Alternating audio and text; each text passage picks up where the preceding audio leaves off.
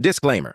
The following may contain depictions of violence or graphic senses. Viewer discretion is advised. We are introduced to two gods that are referred as the children of day and children of night. Since the age of myth, they have been sworn enemies and fought battles against each other. This feud has since been passed down to humans. While the children of day are viewed as heroes, the children of night are viewed as villains in this society. There's commotion at the bank. A villain grinning maliciously emerges from the smoke on a circus ball. The villain then yapping that even the villains rotting in hell dream of ascending to heaven. Police at the scene frightened. About to do a move, the villain spitefully says to the crowd of people, "Welcome to the Ralph Show." A cop yelling, "Everyone watch out." The villain comes down, crashing, impacting the surrounding area with his death ball. The villain revealed to be a rank A villain. Ralph the Clown, a summoner. Trembling, a cop attempting to shoot Ralph the Clown. Ralph, noticing, starts charging up an attack, while saying that people don't know their place. Twirling, stopping his pin while exclaiming, "Adios, sucker!" He hurls the pin and maliciously grins, causing a massive explosion. His lackeys in the bank robbing the place. The workers in the bank tremble and screech in terror. A villain demands, "Give me more money!" Then another shouts, "Want a hole in your head." A worker frightening tells them to spare his life. The lackeys ready to hit another bank. A school bus going fast comes to a stop, the bus being the getaway vehicle for the villains. The villains notice heading towards it. Ralph the Clown drops down towards the ground in front of his lackeys. Takes some money, excited like a creep about the money he is holding. He begins with his usual yapping about how he wants to build an amusement park suited for his clown as.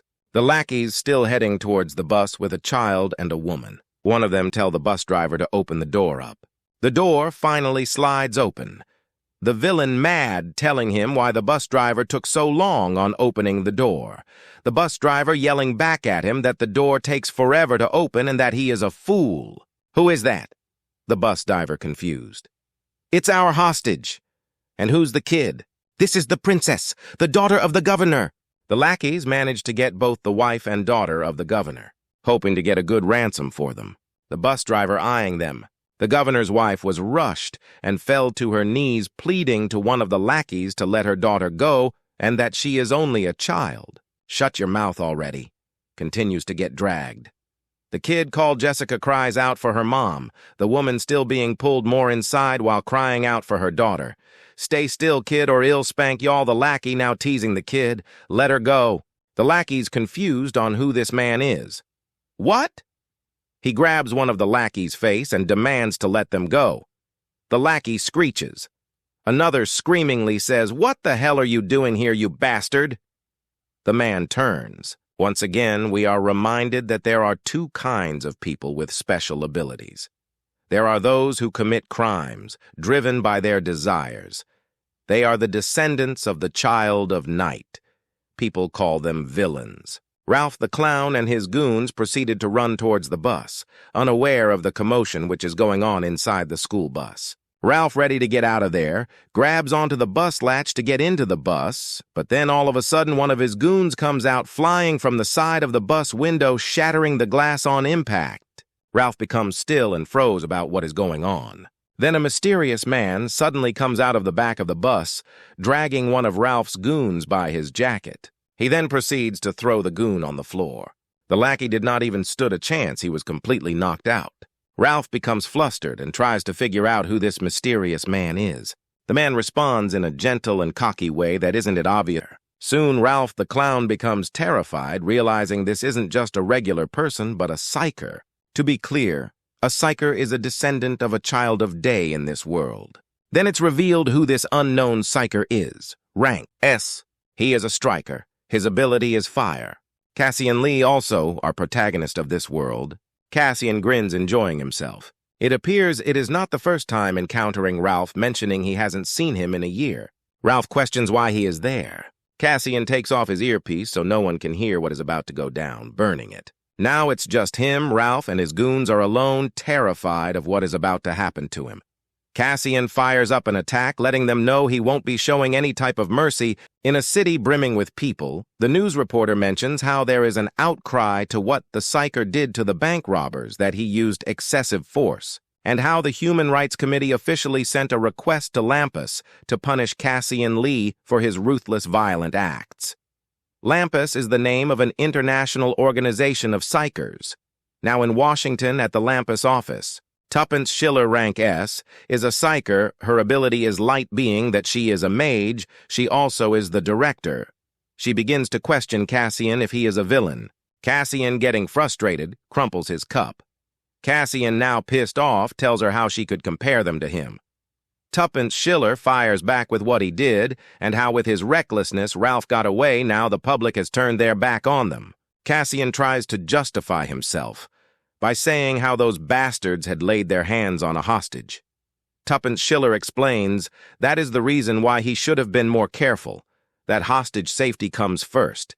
He should have known that already. Cassian says he was confident that he could be saved them unharmed. The director getting visually pissed off. Tuppence Schiller demands that if he is a psyker, he should act and think like one, telling him to think rationally and to act calmly. Just cause he thinks something is right, that doesn't mean it is. The director, really mad, tells him to look at the consequences and how what he did isn't much different from a villain. Tuppence Schiller suspends Cassian for the time being and warns him to stay out of trouble. Cassian storms out of the Tuppence Schiller's office, annoyed by the director, calling her a cold-hearted iron witch. Cassian wonders how Jeff could even befriend someone like that.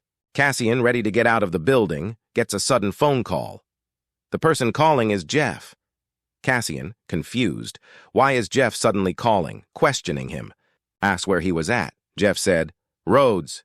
Cassian, confused, yells, Rhodes? Is that in Greece? Shocked. Cassian arrives at Rhodes International Airport. We can see Rhodes is a beautiful major city. Cassian, inside a tea shop in Rhodes, mentions how nice it is there and should thank Jeff, thinking to himself that it has been a while since the last time he has seen Jeff, the last time being about 6 months. Cassian spaced out and remembered his past times in the orphanage, amazed at the animals moving and excited wonders if they were alive. Jeff says there are just dolls that he can make moves with his abilities. Still awed by his abilities, he tells him if he is going to be a psyker, where he can beat up villains and be on TV. Jeff is not sure. He thinks he is not good enough. Cassian, younger self, ensures he is wrong and he is cool. That was 2 years ago, after he was sent to an orphanage in the U.S., Cassian missing those days where he didn't have any worries. Some time later, the tea shop is now closed. The sun is starting to set. Cassian is still waiting for Jeff in front of the tea shop alone with no one on site. Cassian notices it's late already and not responding to calls, thinking something happened. Cassian! Jeff appeared from behind, hurt. Cassian still confused. Jeff. Cassian asks what has happened to him and if villains were behind it. Jeff flops down to his knees, not having strength, in a fragile state. Begins to talk about how he shouldn't have brought Cassian there. Cassian asks what he is talking about. Jeff hands Cassian a mysterious necklace. Cassian saying that's not important right now and that he is hurt real bad. He says he's fine, then coughs up blood. Cassian now visual concerned. There is no time. Get out of here. Screaming at Cassian. If not, he would be in danger also. Still not understanding, he starts to call an ambulance. Cassian notices something, looks over Jeff's head. A mysterious figure coming from the pitch-black shadows with a sword and white glowing eyes in all black approaches. Who is there? Jeff, terrified, and with the last bit of strength he has, shoves Cassian. Jeff glares at the black figure, now sprinting toward him. With his sword, slashes neck right off, falling back. Cassian, in a state of shock, seeing his friend head detaching from his body, his head in front of Cassian on his knees, traumatized, not being able to comprehend what just happened, calling out his name. The figure dashes on top of a roof, escaping. Cassian, mad, starts to chase the person who just beheaded his friend. Cassian followed the killer to a coast of the ocean. It was dark. The moon was bright. Cassian, finally catching up to the killer, exhausted. You bastard! Did you do it for revenge, or did someone pay you to do this? Cassian, not caring what the reason it is ready to fight, begins to charge up his flames, stating he will fry him where he stands. The unknown person told Cassian that he is talking with his foul language again. Cassian shocked. "Jack?" Turns out the killer was an other psyker, a rank S. He is a knight, his ability physical, so like combat and strength. Cassian still wondering why Jack has killed Jeff, shaking with anger. Jack stating he was merely taking out a traitor. Cassian not sure what he's talking about. Another person comes behind, confirming Jeff is a traitor. The woman claiming that Jeff has killed one of them and have proof of it, even Lampus leaders know of it. It is another Pisker from Lampus. Her name is Lyra, rank S, a mage with the abilities of ice. Jack mentions that Cassian is also a suspected of treason. Questioning Cassian when was the last time he spoke to Jeff, glaring at him, and to tell them what exactly they were talking about. Cassian says Jeff was working as a psyker for more than 10 years, and he has not killed a single person. And you are saying he killed a psyker. Lyra reminding there are 2 other top-class psyker. And to not do anything rash, Jack telling Cassian you're a psyker, so act like one. And this is his last warning. Cassian smirks and says, "Yeah, you're right. I am a psyker, so I should act like one. Rational and calm." Cassian with bloodlust, now looking to kill them, starts dashing towards Jack with his hands being on flames. Jack quickly pulls out his sword with his right hand, throwing out a slash. Both face to face, Cassian lands a power blow with his right fist. Jack blocked and jumped back. Sword on hand, it began to glow blue, and used a technique called Shadow Sword, making 6 other sword appear. Lyra joins him in the battle with her ice, prepares a cold blast. Cassian ready to take both of them on. Jack and Lyra both firing off their attack hit. Cassian taken back a little, then dashing towards, then to attack. A loud bang was heard, nearly missing Cassian's head, but hitting his torso area. Cassian in pain flops down to his knees, realizing the other psyker was a sniper. Lyra telling Cassian to surrender or the next shot will go to his head if he doesn't cooperate. Cassian with his crazy ass tells them to go to hell, firing his hand up, attacking them with his technique called Hellfire, causing a massive explosion, sending Jack back and making Lyra block. Cassian began to ran it, using it as a distraction. He jumps off the cliff onto the ocean. Another loud bam, he got shot midair. He falls towards the ocean below, splashing into the ocean. Cassian was slowly losing blood while sinking to the bottom of the ocean. Cassian in his thoughts not wanting to go out that way, wanting to at least get revenge. The necklace begins to light up and glow. At a bathroom now, we see a kid in a toilet about to die because of some bullies. The bullies, like the cowards they are, flee the scene. The water bubbling with the head inside the toilet. He was alive, pulling out his head out of the toilet, drenched in water with his necklace glow, and stands up from the ground. Soaked in water from the toilet, he wonders where he is and exits the bathroom stall. As he walks, he realizes his voice sounds different. When he sees himself in the mirror, he exclaims that he fell from a cliff, and his voice now sounds like that of a child, confused and disoriented. He washes his face, hoping to wake up from this dream. However, he soon realizes that it is all too real. Cassian is now in a new body and location, Gangugwan in Korea. Memories flood his mind, memories that do not belong to him. As he looks at the necklace around his neck, it begins to glow. He hears an anonymous voice say, "You're awake, Cassian." But then he looks around, shocked and surprised, trying to figure out who spoke to him. The black necklace, adorning Cassian's neck, starts to exude an enigmatic black smoke, accompanied by a distinct whooshing sound that echoes in the air. Amidst the swirling darkness, a faint silhouette gradually takes shape, materializing into a mysterious black figure. This sudden apparition catches Cassian off guard, leaving him in a state of bewilderment and shock. The black figure, adorned with a single piercing eye in its middle, addresses Cassian with a voice that resonates with ancient power, declaring, "My name is Moros. I am a mighty spirit from times long past." Cassian, still grappling with the surreal sight before him, musters the courage to inquire, "What are you? You emerged from my necklace and I can't comprehend what I'm witnessing?" Moros, unfazed by the query, responds with a cryptic grin, "I am not a mere what? That's beside the point. You must have countless questions, and I sense your curiosity. Don't you want to know?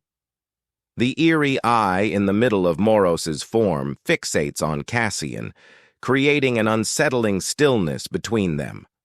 Outside the school, Cassian finds himself engaged in a questioning session with Moros on how Moros brought him back to life. Moros, seemingly exhausted from repeatedly explaining his actions, reflects on the countless times he has reiterated the same information. Despite the weariness, Moros, with a touch of humor, acknowledges Cassian's Korean by saying, "Your Korean is pretty good." This prompts Cassian to share a personal story, revealing, "I used to live here before I was adopted." Inwardly frustrated and going on with what is happening, Cassian reflects in his own mind, "Damn it. I died and then came back to life. This doesn't make any sense." As the realization slowly dawns on him, Cassian is left pondering. Moros says, "Jeff gave me to you, remember? He did it to protect you." Cassian responds, looking towards Moros with surprise. "To protect me." As the realization sinks in, Cassian reflects on Jeff's words, wondering in his mind, so what was Jeff aiming for? I remember he was searching for some kind of sword, pondering the details. Moros, sensing the curiosity, speaks ominously. It is a sword called Mark, the Sword of Annihilation. An ancient sword, crafted during the War of Myth a long time ago. Cassian asked Moros how he could know what happened a long time ago. Moros claims it's because he's a mighty soul from ancient times. Cassian not buying it, thinks it's all nonsense. Moros tells him to listen and learn if he doesn't know anything. Cassian gets butthurt. How could he trust, and what justification does Moros have? Moros explained that he had to sacrifice half of his power to bring Cassian back to life. Sacrifice? I don't believe that either. Cassian didn't believe anything. Since his is slow in the head, apparently. Cassian looked through his phone and something caught his eye. A news report claiming he killed Jeff. The news reporter said he had become corrupt and was supposedly taking money from villains to do favors, and Lamps caught wind of this, sending Jeff out to take care of Cassian in a secret operation, successfully killing him. But in the process, Jeff was killed by Cassian. Of course, this whole story was fake and made to look like Cassian the bad guy and covering up both Cassian's and Jeff's death. Cassian was modified and furious, denying the accusations, knowing the story was manufactured. He accused others of framing him and making it look like he killed Jeff, his best friend. Cassian, in his frustration, started to transform. His eyes glowed, and there were loud flashes. He transformed into a different half-being, not sure what was happening and confused about what he had become. His fingers took the shape of claws, pointy with agile edges. He held his face with his monster hands. Huh! What the hell is this? He looks down at his hands, unsure of what he has become. Meanwhile, in a little alley near the school, 3 thug school kids hang around, chatting about how some kid is taking forever. The guy with purple hair tells them to stop whining, and the person they're waiting for will arrive soon. Both the nerd kid holding the bat and the blondie aren't patient. A big nerdy kid starts to run up to the 3 thugs in the alley, holding a black bag, exhausted. "Look at him run. Pathetic loser," said Scarface. The other kid with the banana cut agreeing with him. Scarface asks, "Did you go check?" The big nerd responds, "Huh, oh yeah, but there isn't anyone in the bathroom." Both Scarface and the blondie are shocked. The nerd with the bat asks the big nerd if he's sure that he didn't see anyone. Also, if he saw any police or ambulance. Banana Thug gets mad since the nerd with the bat said he died and that he wasn't breathing. The bat kid was sure he was not breathing. He checked himself. Scarface tells the big nerd to leave, snatching the bag from his hand. The Banana Thug is still pissed off since the skinny nerd got him freaking out over nothing, and it's his fault. "Enough," says Scarface, expressing relief that the loser didn't get killed. The blondie asks him what he's going to do about him now. Scarface, slurping his juice, tells him he's going to screw him over again. From a bird's eye view we see Cassian chillin' on a wall atop a building with Moros in front of him. Moros, being a little shit, says, "Oh, so you decided to come up here and hide, huh? Smart move, Cassian." Cassian, getting tired of his shit, says enough of your crap, and to tell him why he became a villain in the first place. Moros, with a devious grin, dismisses Cassian's temper. Moros begins to tell Cassian that he was meant to originally die, but now that he returned to life, he alternated his destiny, and that the real Gangu, the body he is in right now, was supposed to be reborn as a villain, which had the potential to bring the apocalypse pretty much. Cassian, when he heard Apocalypse, was devastated that this fate was brought down to him since he was brought back to life. In disbelief still, he realizes the deep shit of the role he got put in. Cassian, going a little crazy, start laughing like, ha, ha, ha, I used to be a top-class psyker and now I'm a villain. Cassian, speechless and shaken, contemplating the gravity of what he must now become, knowing he can be capable of mass destruction. In a fit of rage, Cassian smashes the wall, yelling why Moros brought him back. Cassian acting like a little ungrateful bitch right now. Moros tries to calm him down and tells him to control his emotions. Cassian tells him to shut up. Moros begins to explain that villains are born beyond reason, driven by powerful desires, and that he should be feeling the malicious intent deep in his mind. Cassian reluctantly acknowledges the truth. Moros ensures that he can control it for the time being, but fears that his growing rage may become uncontrollable, and not even he can do anything about it. Moros concerningly tells Cassian if that happens, stop. Enough. So am I a villain then? In that case. Moros, trying to encourage Cassian, says, you must live on, and that's what Jeff would have said to him right now. What? Moros reveals that before Jeff saw him again, he regretted involving Cassian into this and that he knew his death was near but didn't choose a way out of it, but instead give the last hope of survival to him. Jeff sacrificed himself, placing his last hope in Cassian's hands. Cassian, disappointed, contemplates Jeff's sacrifice. A few minutes later, I assume. Moros, mocking, says, you're calm, well done. Keep it that way.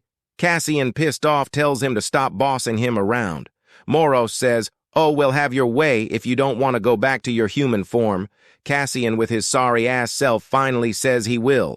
Hey, Cassian calls out to Moros, and he gets annoyed, saying, I have a name. I'm Moros, the mighty soul. Cassian responding, just what are you? Stop bullshitting me. All that mighty soul stuff. Moros grins and says, do you want to know?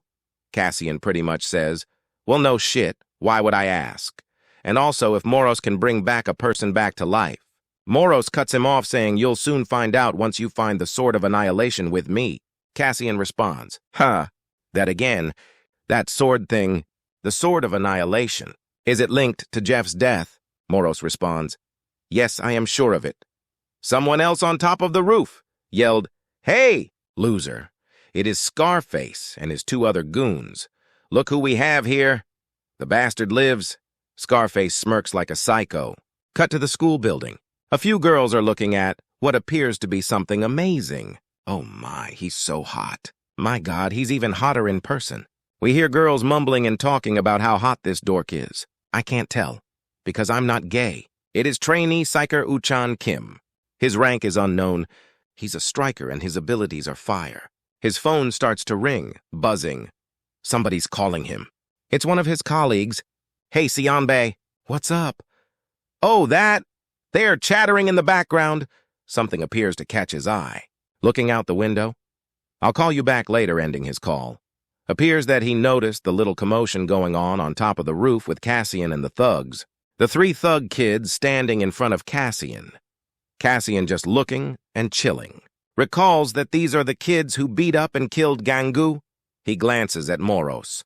Oh, don't worry. Other people can't see me, ensures Moros. What the hell, you bastard? You really freaked us out back there, you know that, said the blonde kid, pointing his finger at Cassian. The nerd kid seemed relieved. Scarface says, Gangu, don't you know the drill? Slides out a little cig of the packet. You wake up, come straight back to us. What are you doing hiding all the way up here? Looking annoyed and pissed off. You done yet? Cassian said coldly. The three thugs were surprised, staring at him. I'm in a real bad mood today. Beating up kids isn't really my thing. But I'll make a little exception for you couple of thugs, says Cassian, cracking his knuckles. Moros warns Cassian that even in his human form, he is much more stronger than the average human. and that if he doesn't control his power, he might catch 3 bodies pretty much. I know, said Cassian. Ha! What now? Thug with the banana cut stepping toward Cassian. What are you muttering about? What has gotten into you, freak? Crazy to say when he got on that hair. Cassian just glares at him. Banana Hair glancing back at him and gets pissed off because he's not intimidating enough. What the hell are you looking at? Says as he goes to smack Cassian with his hand. As he does, he gets hit so hard. Didn't even notice. It was a clean hit with Cassian right hand. The nerdy kid with the bat and Scarface. Not sure what just happened. Cassian ready to get down with somebody else if they try him. The banana dude flopped down to the ground completely knocked out. Scarface in his head. What the hell? What did that loser just do right now? Son of a... I'll kill you, bastard, as nerdy kid with a bat starts rampaging like a furious rhino toward Cassian. Of course Cassian sees him coming with all the yelling the nerd is doing. He leaps towards the thug, blocking the bat with his bare left arm, and with his right throws a powerful jab, unfazed, spending the bat flying off the thug's hands and the thug crashing into the pavement. Scarface stunned, dropping his cig from his mouth.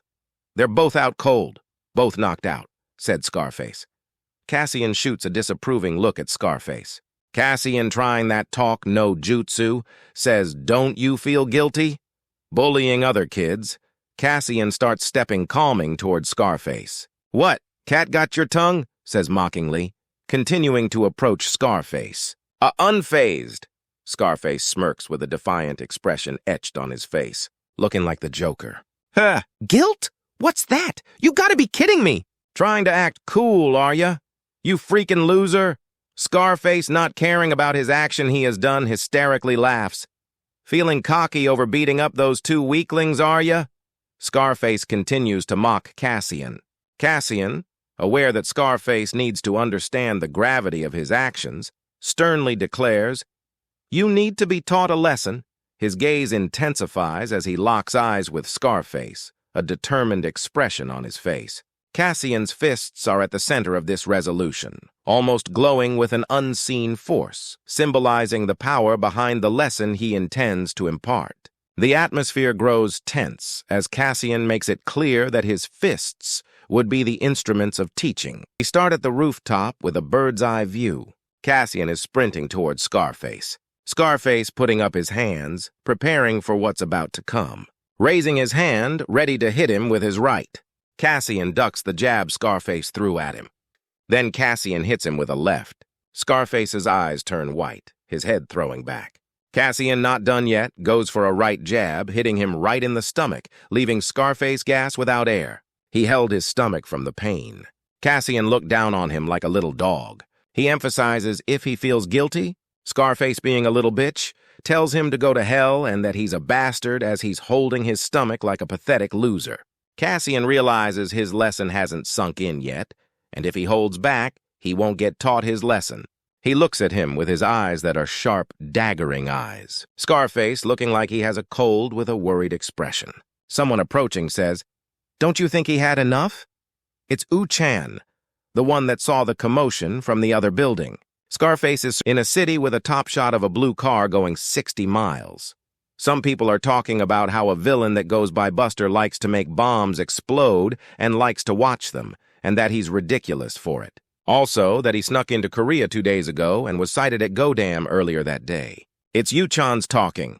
He continues by saying that he's responsible for 102 deaths and injuries, and he's been busy. There is a guy chomping on a sandwich.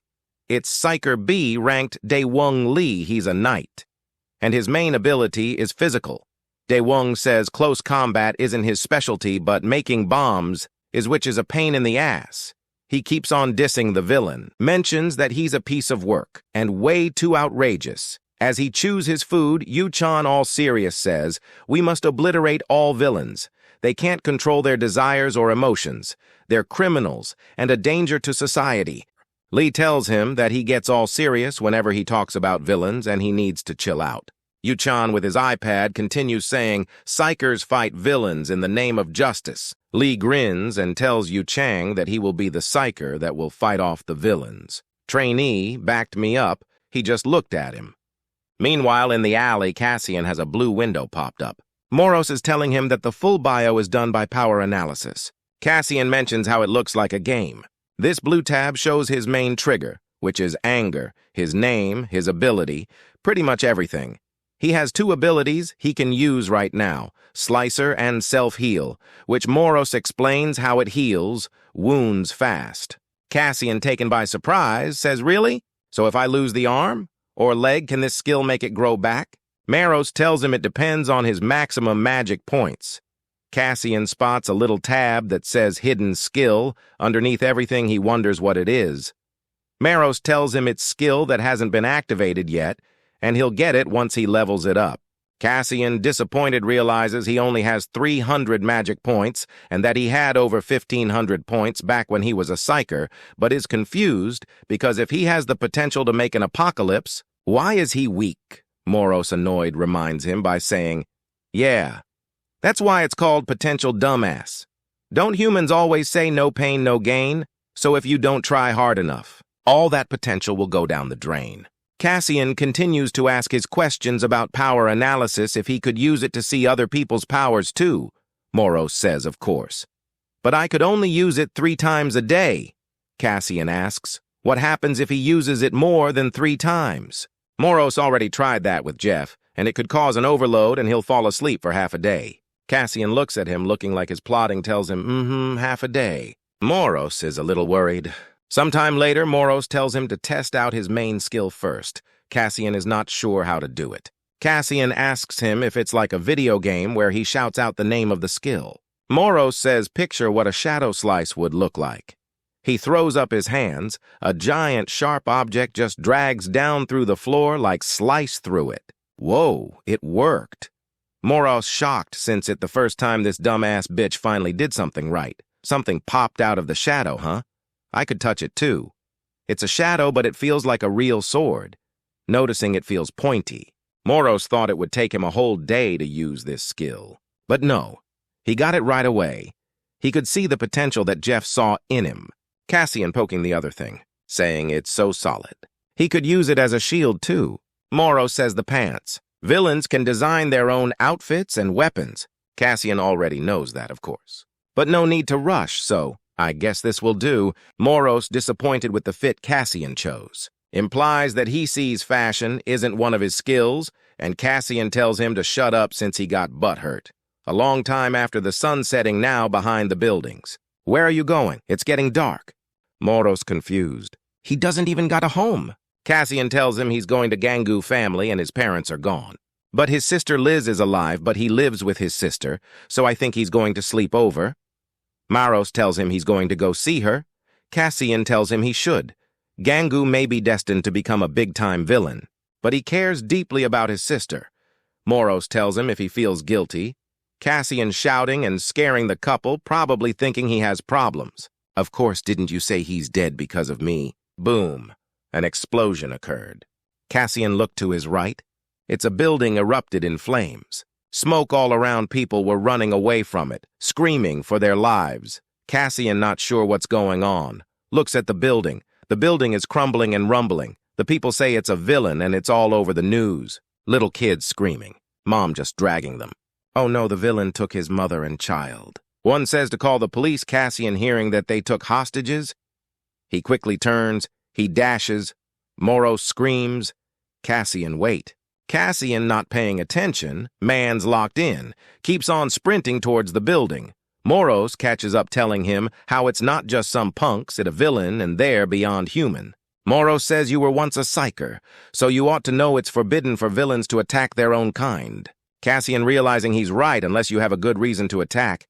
That is an old grudge or unresolved business. Now that he's a villain, it won't be any good to messing around with other villains. He would end up making an enemy out of all of them before even getting a chance to take revenge on Lampas.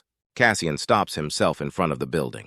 Takes a look at it, then say so be it. Cassian wants all the smoke. Moros was shocked. Not sure why he is shocked, it's the kind of dumb shit he would do. Cassian proceeds to go in the building. Moros still trying to stop. Cassian, if you're gonna do this because you used to be a psyker, Cassian shuts Moros up by saying this has nothing to do with that. They took hostages, a mom and child, that's why he's so pissed. He can't turn a blind eye to this. He got too much empathy as he looks at Moros. Moros has a flashback. He has a hot temper. People think he's out of control, Jeff talking to Moros. But Cassian has a kind soul and the warmest heart as he pops out a picture of him together. So I trust him. Jeff looks to his Moros. Moros emphasizes that he chose Jeff and that Jeff chose Cassian. Cassian making his way upstairs as fast as he can. If Jeff insists, then Moros is on Cassian's side. Moros tells him to transform and that he has his full support. In a building engulfed in flames, toys scattered around, broken and glass shattered. We hear people talking. Please, please don't do this. It was the two hostages that Cassian heard about, tied up with some individual squatting in front. Somebody was playing with what seemed to be a bomb. They're there now. Please don't cry. A sadistic man. The two trembled in fear. I only want us to have fun together, so don't you cry. Say cheese. Give me a big old smile, would y'all? Just like mine. It was Blaster. The villain that everyone was talking about, he's ranked C. His main skill is burning Romaner. His class is fire. Meanwhile, in the gas station, it is Daewon's sick-ass car. Yu-chan just chilling, leaning on the car. He looks at his arm, remembering the fight and how he got hurt on his arm. He says, it's true. I let my guard down, but still. Shit. I shouldn't even get hurt like that. I don't even know his name. His phone starts to buzz. He picks it up. Yu-chan here. Yu-chan is told some important news and gets astounded. Daewon just talking to his bitch. Sorry, babe. I'll make it up to you next time, okay? I promise you're the best. I'll call you later. Love you. Yu-chan is still on the call. He went to the toilet, but he's back now, talking to a person on the phone. Have you ever seen such a thing?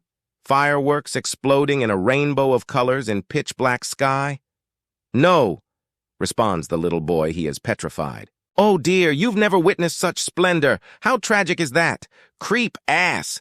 But don't be too sad, sport. He grabs his cheek. 'Cause I'm gonna show you something even more resplendent. He looks at his soul. The kid looks like he about to shit himself. The devil himself looking ass. Your beloved mommy's flesh and blood.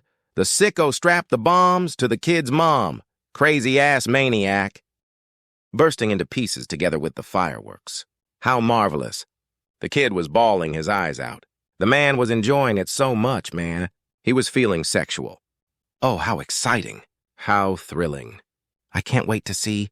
Now, how shall we start with her arms? No. Shall we start with her legs? Jesus, look at this sicko. Damn. But we'll save her head as a souvenir so her chest and neck will be last. Guy gets cut off by a loud boom. All of them look to the ceiling. The psycho looked with a malicious grin. It must seem we have a guest. How lovely. Man, trap the whole staircase. Don't be shy. Come out and play. Powering up some charge with his hand. Gladly responds Cassian, bursting into the window behind him. Dashes towards him. Hits him right in the face. Catching him by surprise. Sending him flying. He's a plane. He was airborne for a whole night. Looking like he got taken out in one hit. He turns, looking at the hostages. Moros ensuring him that they're fine. Cassian bomb, yelled out Moros. A bomb was strapped around Cassian's chest somehow. The bomb began to activate. Both the hostages and Moros freaked out, sprinting as fast as he could, trying to run away from them as far as possible. Silence. Kaboom! Ah! What was that, an explosion? Where are the cops? The psychers. The people below yelled their concerns. I don't know why the hell they're still there, looking towards the explosion. We hear someone coughing.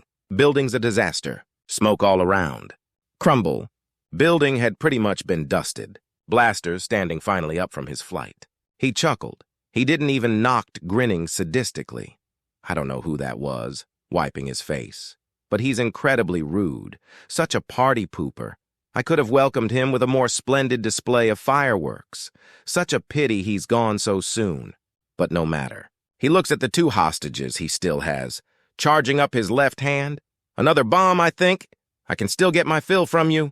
The main attraction begins to power up. created a bomb from thin air, begins to throw it. Wham, slashed.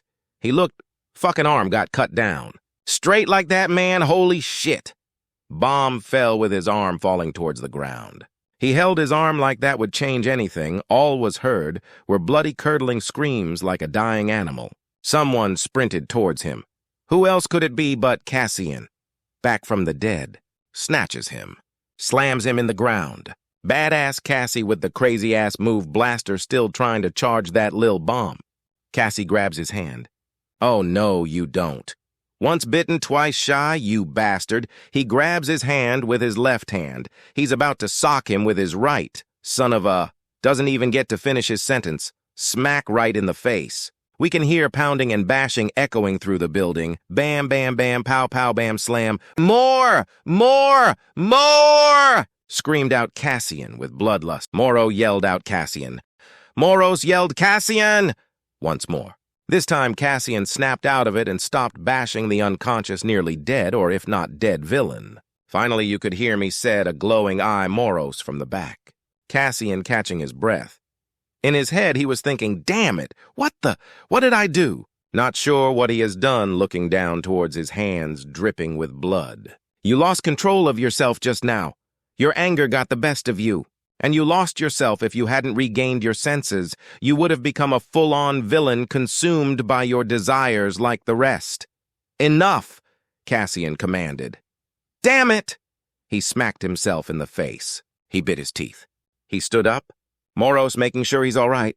Since the explosion earlier, Cassian says he's fine and that he should tend to the hostages first. As he makes his way to the hostages, both of them are still tied up. Both Cassian and Moros stood dumbfounded. Both of the hostage looked even more terrified, trembling more than they were before. A little while later, 12 outside. Blaster getting carried out by paramedics. Daewon on the phone with higher-ups informing them. Yes, the mother and child are fine. We should investigate further. But for now, it looks like some villains were fighting over their territory. The cops and investigators scoping out the aftermath. Daewon still on the phone saying we talked to some witnesses, but we haven't identified the other villain yet. I don't think he's in our records. Yu-chan picked up a bear looking at it, disgusted that one of the hostages was a child and that villains should be eradicated. Some chit-chatter from the cops saying, heard it was a villain who saved the hostages. Oh, that bullshit. Yeah, I heard that too, but a number of witnesses are saying the same thing. Yu-chan says I'm sorry to butt in. But what you just said now, who? Yu-chan named is called out. Daewon tells him, check the surveillance in the first floor and he would be down there in a minute. Yu-chan agrees. Looking at the bear and tossing it on the ground. In a different location outside dark-ass hell. Cassian chilling on a bench, looking at the sky. Reminded of what the hostages said. Please spare us! Please, I'm begging you! Cassian was heart-struck, looked dead inside, just looking at the hostages. Cassian groans. Are you in pain? Said Moros. Without your help. Would I have lost my mind like that villain back there? Moros says, yeah, you would have. A gust of wind blows. The realization sets in that he's a villain. His phone rings, he glances at it. Picking it up, Moros questions, who is it? Cassian lets him know it's Gangu's sister. She's saying dinner is ready, so he should come home and eat. Moros asks if he is going to his home. He just staring at the phone, his stomach grumbles. Back at the building, in an office, Daewon is visibly frustrated. Who in the world is this guy? All of them in the room are surprised by what they're seeing. It is surveillance footage of Cassian untying the two hostages. Daewon tries to comprehend if he actually seeing this happen. Daewon thinks it is a prank. Yu-chan just looks at him. He isn't even sure what is going on. In a different building, room 701, pretty sure it's Gangu's home. Cassian, standing in front of a table. He pulls a note that is attached to an umbrella-looking thing. Reading, heat up the soup before you eat it. There's some food in the fridge, too, so help yourself. Ending with your cutest sister in the world. Cassian has a flashback of the orphanage, where he was late for his dinner since he lost track of time. The caretaker said there is no dinner for tardy kids walking away. Cassian young self feeling down. Someone hands Cassian a piece of bread. It's Jeff. He says to make sure she doesn't catch you eating this. Proceed to bite into the bread. Back to Cassian present self, he is just looking with no expression. The food looks immaculate. Cassian is seated, looking sad-ass hell sitting alone. He starts eating. He mentions that it's good, and it's been so long since he had a meal someone made for him, and continues eating. It's a bright, sunny morning. There is an alarm going off, beeping annoyingly. Cassian barely opens his eyes. He is just lying on the bed, looking like he woke up from a nightmare or something. He continues to stare at the ceiling, just thinking to himself. At the restroom, Cassian is brushing his teeth. He still mentions that he's not his real self, and that he still somewhat can't believe that he has to live as someone else. While looking at himself in the mirror, he thought he would feel better in the morning, but he was wrong. And if he could, he wishes he could turn back time, for some reason. Moros appears saying good morning to Cassian. Cassian sighs with a little temper, says, "What's so good about it?" He is now getting ready to head outside, putting on some shoes. As he reaches for the door handle, someone from behind him says, "Off to school? It's Gangu's sister." Continues saying, "You should say bye to your sister Gangu." Getting a little upset. Her actual name is Yuri Guan, which I will be saying from now on instead of Gangu's sister. Cassian in his head is freaking out, thinking it's awkward seeing her. Well, responding to Yuri if he ate breakfast. In Cassian's head, he's debating whether or not he should tell her that he's not her real brother. Yuri says, "Oh, right," as she reaches for something. She hands him a debit card, saying that it was the debit card he has been asking for and that she put an allowance in the account not to waste it. Cassian is confused on why she gave him a card. All of a sudden, when he takes the card, memories from Gangu begin to flood in and remember what happened prior. It's Gangu speaking with Yuri. Gangu timidly asks if he could get an advance on next month's allowance. Yuri says it hasn't been even a month since his last monthly allowance. Gangu says, "Well, yeah, but..." Gangu remembers how the couple of thugs told him to lend them some money, pretty much robbing him. But since he is a little bitch, he says that he lost his wallet. Yuri says, "Okay, anything for her brother." Gangu says, "Thank you." Relieved, she said yes. That's when she says that she will make him a debit card. Gangu doesn't even know what a debit card is confused. Back to the present day. Now knows why he got a debit card, says thanks to Yuri, still feeling awkward calling her that name, and that he won't waste it. Yuri says, "Okay, see you." When Cassian is about to leave again, she yells, "Wait," telling him that he looks kind of different, causing Cassian to flinch thinking he got caught. But she goes on to say, "Oh, it's your hair," and that he looks so much better, and that she told him to trim it, but Gangu never listened.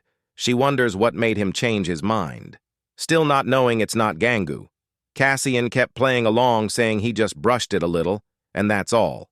Yuri, making fun of him, taunts him by saying, "Oh, you have a girlfriend now?" Cassian waves his hand, walking towards an elevator getting out of there. At the front of a school, people talking and hanging around in a classroom. The students are all worried and stunned, looking towards someone, talking about somebody who got hurt and just chatting. It's one of the thugs, Cassian, beat up on the rooftop. Blondie is on this phone looking irritated.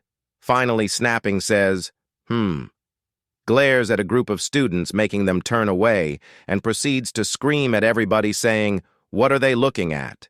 Everyone turns away shaking. Blonde boy blames Cassian for why everyone is talking about him.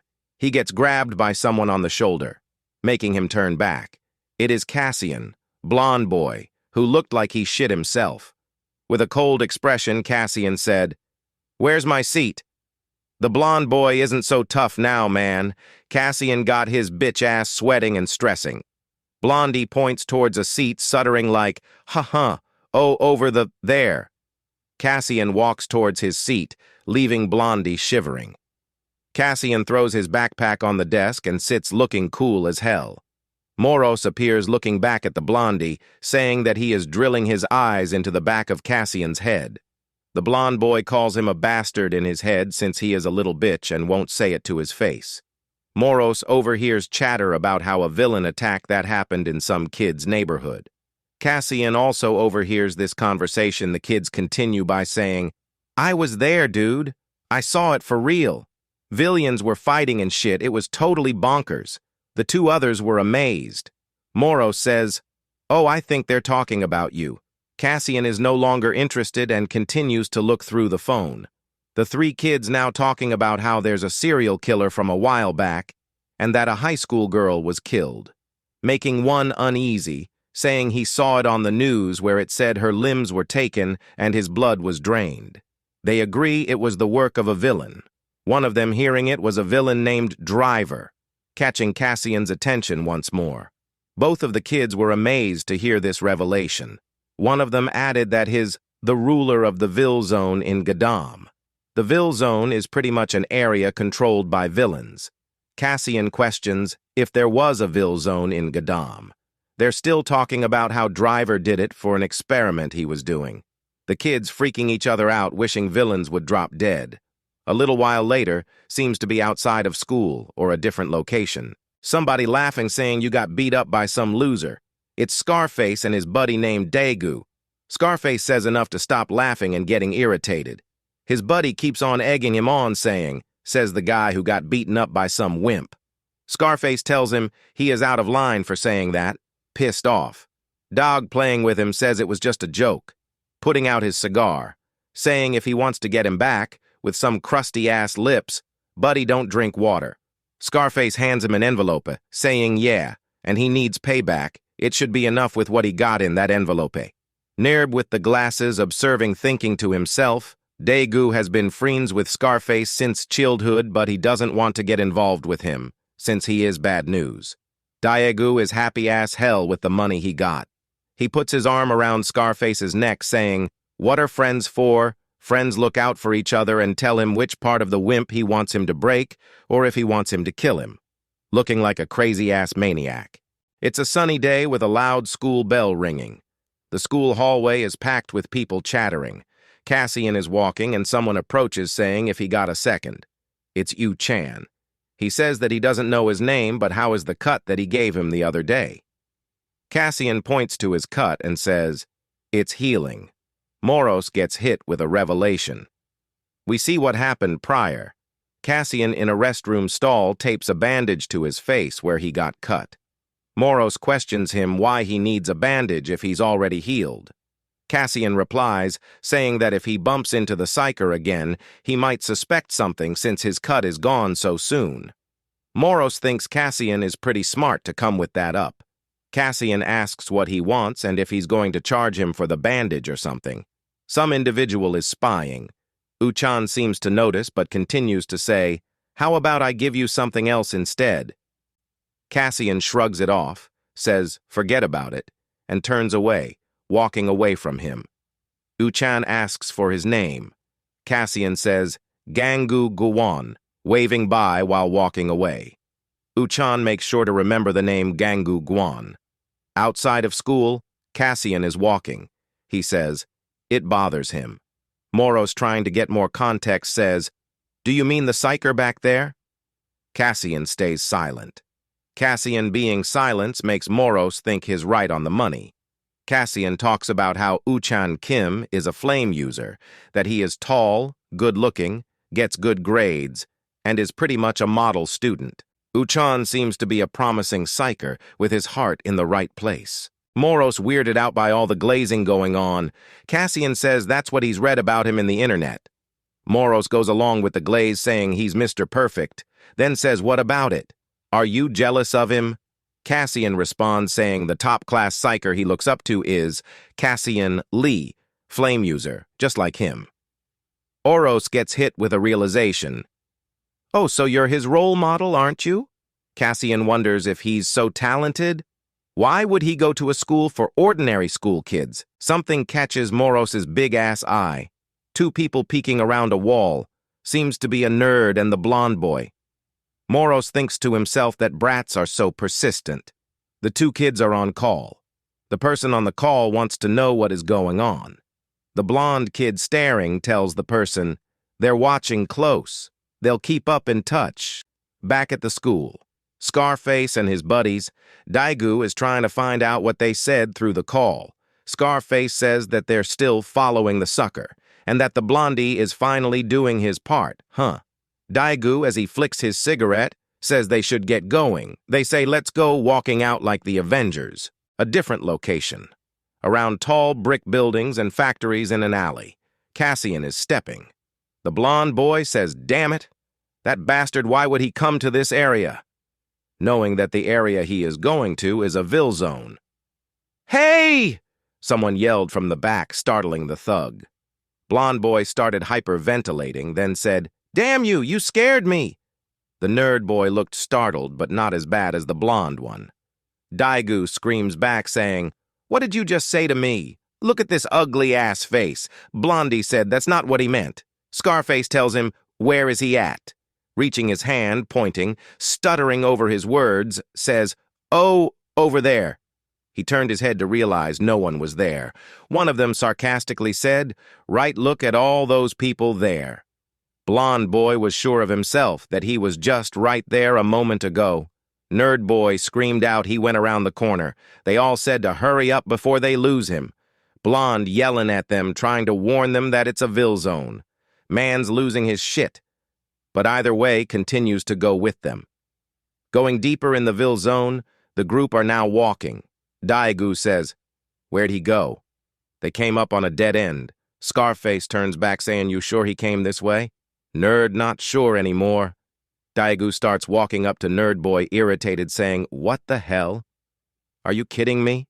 As he kicks him right on the leg, making him drop a little. Thinking they are playing a joke on him or something, someone from behind Nerd Boy says, you looking for me? All of them looked surprised, even though they were just looking at that direction. Cassian, wanting all the smokes, tells them, he's right here. A camera starts to operate, overlooking the situation. Looks to be controlled by someone. It's Cassian on a monitor. There is music playing in the background. Seems to be a studio. Got a whole lot of monitors around. Somebody with a screwdriver tapping with it. Driver, the supposed serial killer we heard about from the students. He grins, happy to have guessed. At the abandoned buildings, Cassian is facing off with the group of thugs.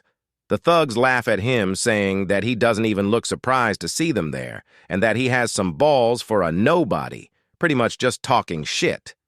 Daegu tells Cassian that he messed with his homie. Scarface staying quiet, looking ashamed. Cassian just stared, looking cold as hell. Daegu talks as he is walking towards Cassian, saying, huh, get a load of this prick, telling him what he is looking at, and that he's about to count to 3. If he doesn't get on his knee, something bad will happen. Looks like big scary man is frustrated, reminds me of my gay English teacher, when someone eats in class. He starts counting. Cassian just stares blankly. He says 2, growing more veins in his face. He finally says 3, but nothing happens. Cassian standing unfazed by the highest level of counting this dumb-ass chum did. Nerd Kid and Blondie are surprised while Daegu is pissed off. He screams out, you bastard! He somehow teleported right in front of Cassian, telling him if he has a death wish. Cassian says, you're a lousy-ass fighter, aren't you? Can't even see homie's eyes. He might just commit a homicide. Daegu says, what? But as soon as that word came out, 2 of Cassian's fingers went directly toward Daegu's eyes, stabbing him. In pain, Daegu held his face, screaming out, ah, my eyes! Cassian grabs Daegu's hair and slams his head to the cement wall, leaving him toothless. Man chipped out his tooth. Silver tooth-looking ass. Scarface and Blondie are baffled. Daegu didn't even last 3 seconds that he counted. Face planted to the pavement, body looking lifeless. Cassian says you don't stick your face out like that to an enemy. Loser. Cassian looking mad tough right now. Daegu's little guard dog says, why you little? He bites his teeth and doesn't even finish his sentence. As he starts dashing at Cassian, calling him a son of a bitch. He swings, trying to grab him. Cassian easily dodged the behemoth of a human. Goes for a left jab. Missing. With Cassian swiftly moving towards the back of him. Burley noticing. Turns around, and then gets kicked right in the leg, making him unbalanced, thumbling his big ass to the ground. Cassian says he was planning on going easy on him, but says since they're just kids, they need to be taught a lesson. Buddy's terrified seeing Cassian leg right in front of him. Stomps him right in the face, man screams like a dying dog, then turns looking at the other little thugs, says, "Are y'all gonna come at me?" Someone from the back says, "You bastard."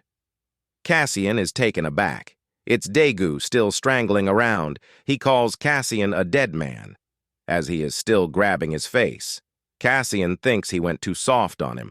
Daegu starts to adjust his arms to his fighting style.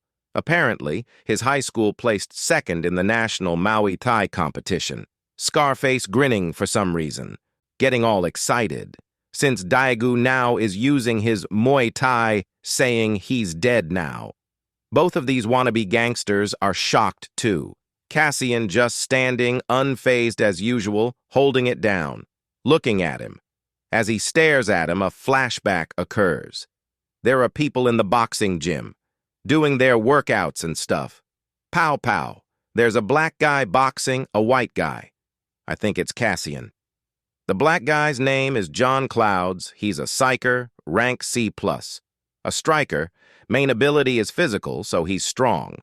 Some dude's in the back commentating saying, "Go easy, dude. You might kill him." One of the other guys says, "Well, he's having fun." Chuckling. Someone approaching from the side says, "What are they doing?" Blonde Slickback says, "Jack?" Mentions if he just got there and why is he late. This is the same guy that helped to kill Cassian before. Jack restates his statement saying, "Well, I said, what are they doing?" Blonde Slickback says, "John's training a newbie," chuckling. Jack continues to observe. John's throwing hands like crazy while Cassian is blocking. Jack says, "Why isn't he wearing any protective gear?" Blonde Slickback says, "Huh," chuckles again. "That rookie there said he didn't need anything." Jack says, "Not him," and that he's talking about John. Both of them turn saying, "What?" Jack explains that Cassian Lee is the youngest PCTA graduate on record and top of his class. PCTA is a psyker combat agency that trains psychers for combat. They can't believe he's at the top of his class. Jack says he specializes in close combat, and he checked his records and he never lost a one-on-one fight. Both of them are confused since he's good at close combat, saying isn't he a flame user, and he thought mages were not fighters. A whack is heard. Both of them are flabbergasted while Jack just looks towards him. Cassian hits a nasty-ass right hook, knocking Johns out, transitioning back to the present, where Daegu is knocked back too. Cassian posted up like Batman, Daegu looking like he bleeding out. Finally up from his little nap holding his left eye. Daegu is still conscious. Wiping his mouth, Cassian grabs his face. In his head says, "Worthless scumbags and that the punks like him run wild because they don't know their place in the world. And if they only knew their opponent's strength is on a whole another level, they wouldn't never dare to mess around." Cassian's starting to look crazy as hell and continues to ramble about the bastards that killed him. And if only he was stronger. Him, Jeff, and Gangu wouldn't have died. He could have evaded this fate. He ensures himself that he would get stronger no matter what. He must obtain strength so overwhelmingly great that even the bastards in Lampas will cower in fear. Scarface and Blondie are terrified shitting themselves. Says, "Holy shit, let's get up out of here." Something catches Blonde's eye, and then screams. Cassian turns. The guy who the people were talking about appears. The guy is standing on a hovering screwdriver. We get a proper introduction to the guy with a title card. It's Driver, a rank B+ villain. He's an engineer and he specializes in machinery. "Driver," yelled out the thug, with the appearance of Driver causing fear. The thugs ran away, knowing they would be screwed. Even Daegu started running, saying to wait for him. Cassian glared at Driver. Driver continued grinning. Moros called out, "Cassian." Cassian lost in thought. So that's Driver. Driver landed on the ground, calling Cassian interesting. He put the screwdriver on top of his shoulder while saying that he came to the rescue because he thought Cassian was in trouble, but saw it the other way around. Cassian said, I never asked for your help. Driver chuckled. Driver calls him out on why he is acting so stiff, and if he knows who he is. Cassian says, "You're Driver." Driver continues to say, "You already know who I am." But you're not scared, and it hurts his pride. While he charges up his weapon thing, causing purple energy to spaz out, the front of the weapon begins to light purple. Looks like he is charging up and attack. Cassian looks at the weapon dead on, not moving. Driver states that he stepped into the Vil zone.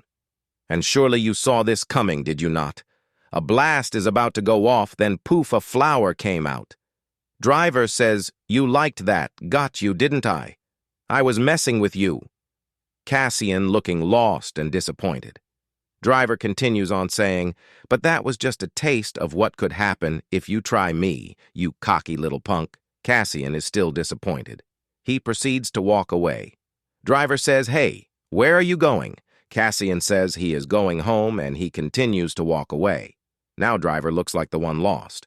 Wondering if he just got ignored, Cassian is walking through an alley with Moros.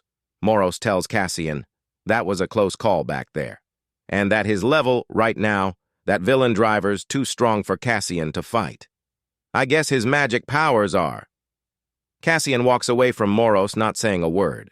A gust of wind hits Moros. Cassian ran towards a wall to catch some air or something.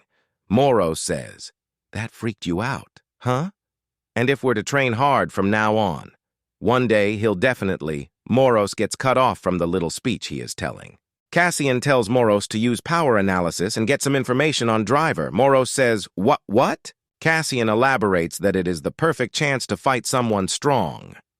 His hands on the wall start to crackle and start emitting blue light. He says it's the best training he knows. He has blue lighting buzzing around him now. A real battle between their life and death. Moros looks uneasy. Cassian, looking like he came straight out of a mental hospital, says, "I can't possibly let such a perfect opportunity go to waste." Back to where Driver is at. Driver is kicking the air, trying to recreate the kick Cassian did. Talking to himself, is it like this? That guy's movements, he is really something. Just who is he? And he didn't even get scared after seeing me. Driver, walking about unaware of someone dashing at him from the back. He suddenly notices turning. It's Cassian, suspended in the air, going in to attack Driver. Driver looking befuddled. Cassian hit him with his right claw hand. Driver blocked the hit with both of his arms, but pushed him back from the hit. Driver still blocking no time to think Cassian already jumping and dashing towards him. Cassian on timing, wasting no time. Cassian throws out Shadow Slicer with his left arm. Driver evades the attack by jumping up. Driver is in the air looking down towards Cassian. Cassian says he was right to think he's not just an average villain. Looking a little worried, Driver starts to fall down, then pulls out a little glowing screwdriver, twirling it on his hand. The little screwdriver turned big since it's his summon weapon. Moros tells Cassian to watch out, 'cause of the summoned weapon he has. While Driver begins to charge up the massive screwdriver, he says, "That was a close call. You know that." Looking all serious. The end, emitting light, growing brighter, I assumed stronger too. He says, "An eye for an eye," as he's about to unleash the attack. Cassian looking stressed out, panicking. Driver grinning with the bright-ass light of the weapon emitting. A big-ass beam shot straight towards Cassian, looking like a direct hit. By the way, it's called Driver Beam. Causing a massive explosion, it sounds like kaboom. Looks like the northern lights with how much light there is in this panel. The big blast was heard by 3 individuals. A woman with a crow, a guy that's blindfolded, and a guy who got a black star face tat. Driver's cannon finally was powering off, still glowing a lil. Cassian covered himself with a shield he made. He doesn't have even a scratch. Prior to the fight, Moros is telling Cassian Driver's magic points are over 1,000. Cassian continues to look at Driver's bio. Moros says, "Are you even listening to me?" Cassian, still ignoring Moros. Warnings says, "This should be fun." Back to the present, Moros starts to question Cassian's confidence in winning. Driver gives him props, saying, "Not bad, kiddo." He starts transforming the big cannon back to a screwdriver hammer, grabbing it. "Maybe I shouldn't have helped back," he says. He starts to descend towards the ground, fast as hell, going directly for Cassian, who is down below. Cassian noticed dashes and jumped away from it, nearly evading the big-ass hit. Cassian is still in the air. Driver takes the opportunity to catch him lacking, dashing at him. Driver continuously swings the screwdriver hammer, but Cassian dodges everything that is thrown at him. Driver started to get frustrated, saying no way he could see through all the moves. He was wondering who he was fighting. Driver was puzzled how a kid as skilled as this was not made aware of before. As Cassian evades another attack, going crazy, Driver starts to connect the dots, saying, maybe this is the one who beat Blaster, as he goes in for another swing. Cassian, ready to counter back, gets his claw ready and then grabs the hammer, both clashing at the same time. Driver is surprised by the move. The screwdriver starts to crack. A loud beep starts going off. It's Driver's eyes, which are glowing red. A big-ass laser shot through his eyes. Cassian quickly ducks, kicks him in his leg, causing Driver to fall. Driver trying to save himself from the fall. Then says out loud, "What are you, a fighting machine?" Cassian, wasting no time, sprinting at him. Driver, managing to not hit the ground, jumps back to get some distance. He points his left arm, which is emitting purple lighting, making the machine hand shoot out, going directly toward Cassian. But then Cassian starts to power up his own attack. Cassian, sending a force field of darkness or something, crashing with the gauntlet. Cassian, making Driver shocked and distracted a little bit. Cassian leaps left hand, pushing hammer, and right cogged back. He lands a clean-ass shot, whacking him back. Driver quickly on his feet, though, Cassian dashing at him. Driver says he really is no joke. His skills are entirely on a different level. There's no way he could fight like this unless he was professionally trained. Some other people are heard saying, "There you are, what you doing, ding-dongs?" Cassian noticing, and Moros is not even sure what is going on. The individuals appear behind Driver. This is the lady from the beginning. Her name is Crow, she a villain, rank. A minus, she is a summoner, and has darkness abilities similar to Cassian. The other one is a male from the beginning also, his name is Red Eye. Rank B is also a villain. An archer, his abilities are light. Another dude coming from the back, same one from the beginning. Cassian is surrounded from the front and the back, he smirks, and says, "Here, you gotta call your underlings 'cause you lost a one-on-one. Crow's is lost. Is that true, boss?" Driver grins. "Get your facts straight, kid. I was losing so far." Crow says, "So you really lost?" I said, "I was losing so far." Startat says, "In his head, lost. Boss lost to a little cocky bitch like that? No way." Driver says, "Why did you attack me all of a sudden?" Cassian responds saying, "He wanted to fight someone that is strong. Plus, he's the one who's been slaughtering people for no reason. He can't let scumbags like him run wild." Driver's standing there with no clue what he's talking about. He says, "Slaughtering people for no reason, you mean that serial killer everyone's talking about?" Crow says, "If you were the serial killer, I wouldn't blame him even if he took your head for a price." Other guy stays silent. Driver responds, saying, "Are you saying that I'm that killer?" Crow says, "You are," chuckling. Driver says it's unfair and he shouldn't believe such nonsense. Startat in the back grunting and stuff. Who does he really think he is? Why is he acting all high and mighty in front of the boss? I can't wait to knock the living days out of him, says as clutches his fist. Driver says he'll get straight to facts and that he isn't the killer that Cassian is looking for. Well, Cassian says, "Can you prove it?" Driver says no. Cassian says, "Then you could still be the kill," not able to finish his sentence cause of a sudden lightheadedness. Looking uneasy as he held his head, Startat tells himself, "Now's my chance, that little bitch." Starface came flying at Cassian from the back with 2 iron fists, make that 4, called it the Death Gauntlet towards Cassian. The Death Gauntlet smashed the ground, rubble went flying around. Cassian was nowhere in sight. Cassian evaded the attack and appeared next to him, saying, "I expected this would come from this filthy villain." Starface not backing down, he tried to come back with a right hit with his big-ass fist. Cassian, with a snap of a finger, vanished, underneath charging up that right, smacking him straight in the jaw. While saying his fist should be enough for scum like him, Crow and Red Eye just watching it go down, Driver looking over there like he is enjoying it. That hit straight to the jaw sent Starface flies towards the other three. Driver says serves him right. It's like he's going against his own people. Starface looking completely knocked out. Red Eye went to check up on him. Red Eye thought there was like no way he beat the third strongest villain in the Ville Zone, looking a little bit worried. Moros tries to figure out if Cassian is okay, cause Cassian is over here waddling.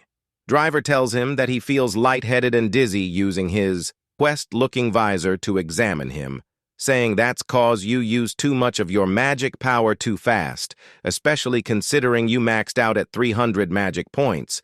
Both Crow and Red Eye are astounded that he only has 300 magic points, since that's D level.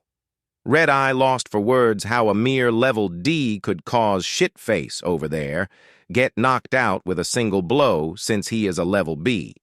Driver says it's no surprise. It's rare, but a level B can beat a level A. It happens sometimes. And that magic points don't always decide the winner, since his power is way beyond expectation as wild as his reaction speed, let alone his unusual combat ability that is far superior for his level. Driver starts talking in his head about how Cassian level doesn't do him justice, and if he were a robot, he could perfectly optimize him to a high-end machine. He opens a compartment. In his tool within is a yellow glowing gem. He shows it to Cassian, asking him if he knows what it is. Cassian thinks to himself, "A magic stone? A magic stone is a crystallized form of magic power." Driver explains that villains can raise their maximum magic points through intense training and also by consuming magic stones. He tosses the stone to Cassian. Driver demands him to swallow it. Cassian questions his motive for why he gave him the magic stone. Driver tells him, "I want to offer you a deal," smiling. Cassian quickly denies it, saying no thanks. Driver starts talking about how he can't stand false accusations, and he wants that serial killer to be caught by Cassian, and that the magic stone gifted him is to seal the deal. Whether he takes it or not, it's up to him. To Cassian, it sounds like Driver is telling him he really isn't the killer. Driver says, "'Cause I'm not." "I am innocent." Cassian asks, "Why wouldn't he go after the killer himself?" Driver says everyone has their own reasons, creating a moment of silence between Cassian and Driver, both looking at each other.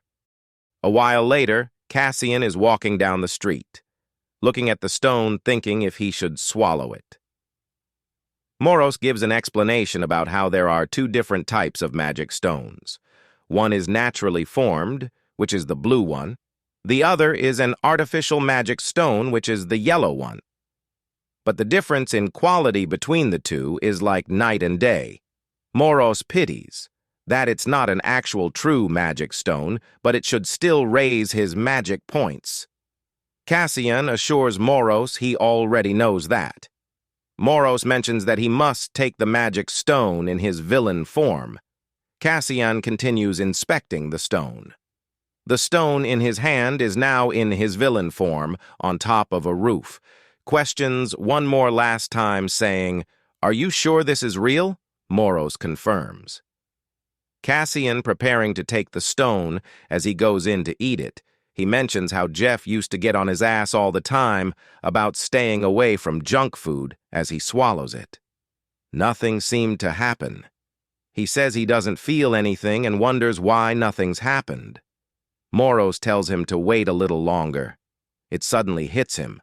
A big rumble starts to occur. Flashing lights starts to emit out of him. What the hell? Shadows and lights and crazy shit happening going around him. Moros explains to not panic and to stay calm, as a big flash is reflected onto Moros. Rumbling is continuously heard coming from Cassian. A big crackle looking like he going Super Saiyan bangs are heard. A big beam of yellow light is blasted towards the sky. Finally, all calming down. Cassian could feel that his magic power is stronger now. Bright yellow beam is seen from the top of the building. All the lights left him speechless. He can't believe how a small magic stone makes him feel so powerful. He says he can now relate to the villains who freak out when they get their hands on them, since it's an easy way to get magic points instead of having to put time into training. Cassian tells Moros to run the power analysis and check the bio for him. What? 350. Magic points? Cassian, mad as hell.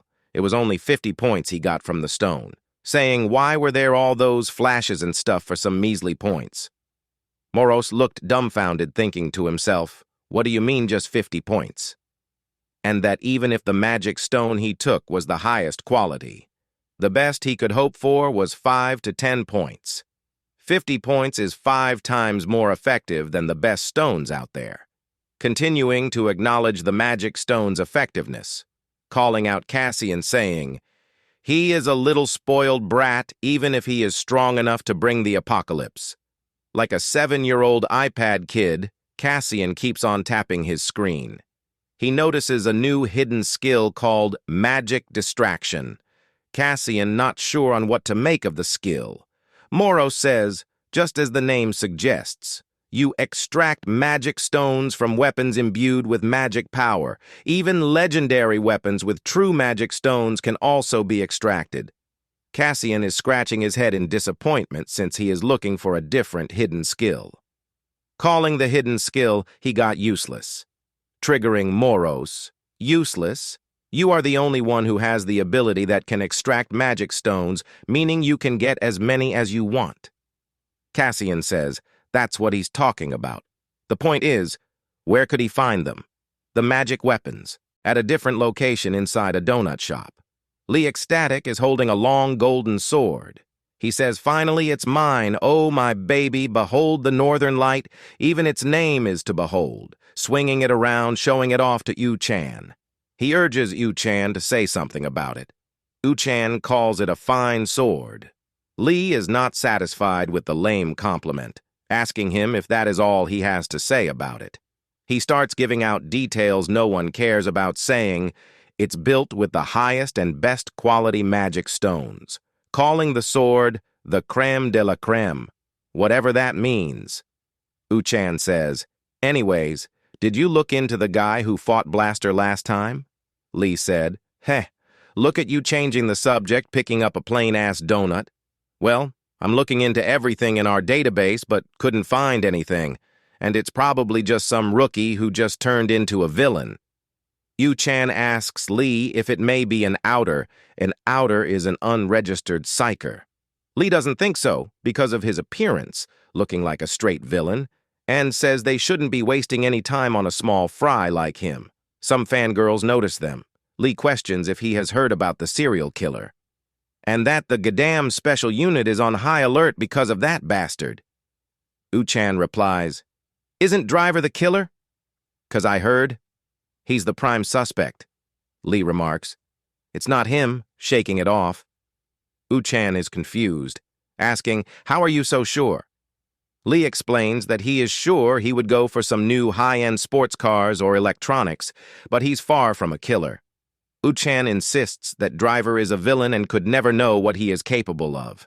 Sipping on his coffee, Lee tells him the killings have been gruesome, so it's most likely the killer is a villain.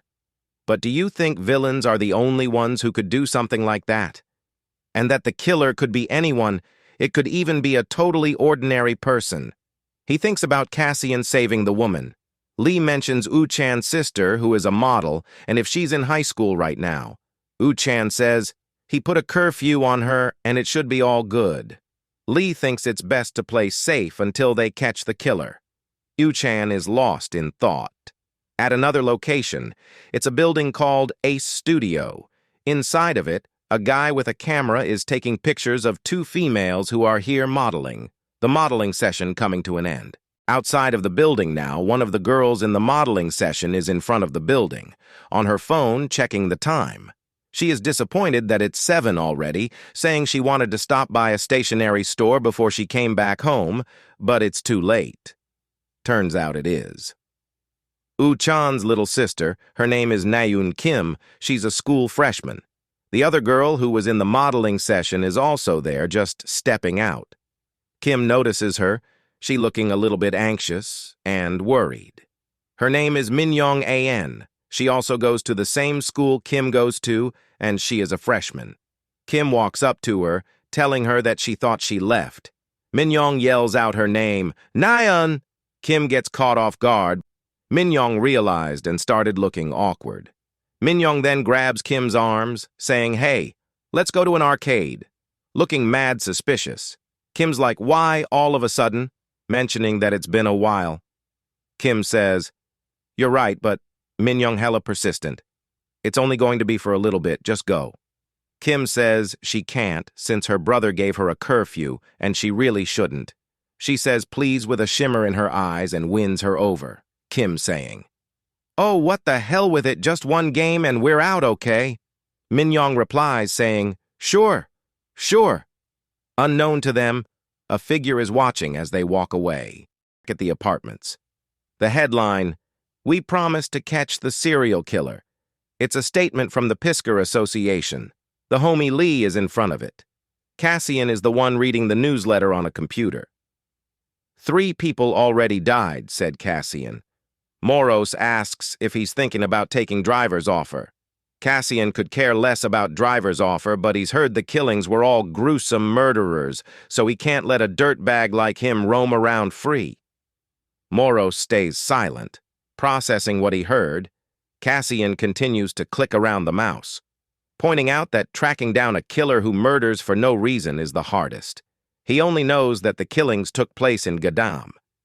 Acknowledging that there's not enough info on the person, Moros reminds him of Driver giving him something earlier. Cassian all petty says, "Oh, did he?" A flashback to the engagement with Driver. Cassian said, "Why are you giving me this?" Driver says, "I thought you might need it to keep in touch," and he made it so they could only exchange messages and documents, no tracking device or anything like that, so rest assured. Cassian doesn't want to accept it. Driver tells him he's going to send him some info on the killer through the phone, and if he has any questions, he's welcome to contact him any time, assuring him that he has his full support no matter what. He should catch the killer. Cassian stares at the phone. Back at the present, Cassian continues looking at the same phone, and proceeds to open it. He starts sweating, but ends up slamming it at the table. "I can't. I have my pride, you know. I'll never cooperate with a villain." As he heads out of the room, Moros questions where he is going. Cassian replies, "Well, I can't just sit here doing nothing," saying there is no reason to be sitting around doing nothing when he can go do something about it, even if it is just looking around. At a different spot, it's a town arcade. Some arcade machine is being played. Chatter is heard. "Whoa, here we go.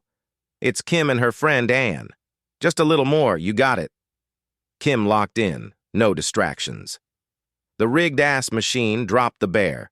She started to groan while Anne tried to cheer her up, saying, "Why doesn't it work? I mean, let's try again, one more time." Kim told her she was sorry, but she really has to go now, while a drone is seen flying in the back watching. Already it's not even 8 yet. The drone continues watching them. "I already told you, my brother gave me a curfew," said Kim to make her stop asking. A response with an "oh," looking all disappointed and worried. But she continued to ask her if she could stay with her a little longer. Clearly not getting the message that Kim gotta go. Kim asks what's wrong, getting no response from Anne.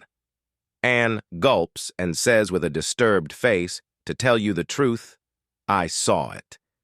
Kim wonders what she means by it. She proceeds, "A girl from our school was murdered a few days ago, remember? I saw it." Kim looked speechless. What are you talking about? I wanted to tell someone, but I was so scared." She started to break down, saying, "I was afraid he would come after me." She looked traumatized.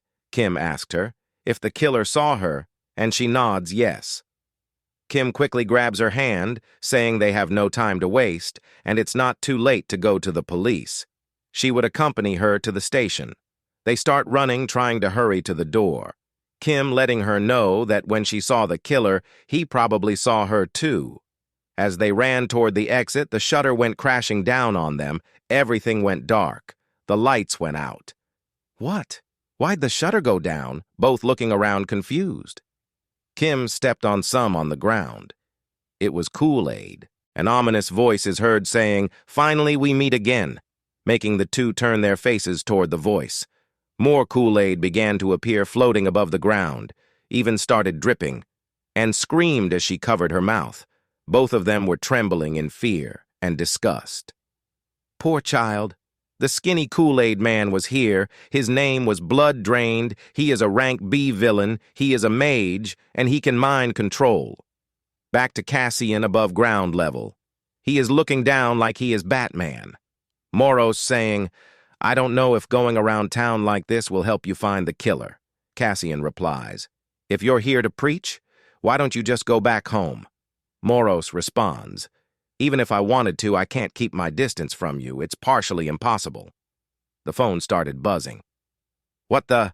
said Cassian. Moros says, "That is the phone driver gave to you, and he thought he left it at home since he is a man of pride and all that, but I guess not, huh?" Cassian caught on his cap looking all dumb. Cassian says, "If he sends me anything weird, I'm tossing it." Not sure what he means by that. He slides the message open. Something in the message caught Cassian's attention. At the other place, Kim was protecting Anne, having her stay behind her. The Kool-Aid man looks happy as hell knowing it's easy eats. Neon quickly realized that the terrifying creature standing before them was undoubtedly a villain. Its monstrous appearance sent chills down her spine, but she knew she had to think fast. As she pondered their next move, a memory of her brother surfaced in her mind. He had given her a small, pager-like device, a sort of emergency button. He had warned her not to use it for pranks, stressing that it was only for real emergencies. If she pressed it, he would come to her rescue, no matter what. With her heart racing, Neon discreetly hid her hand behind her back and pressed the button. She silently prayed that her brother wouldn't dismiss the signal as a joke and would rush to them immediately.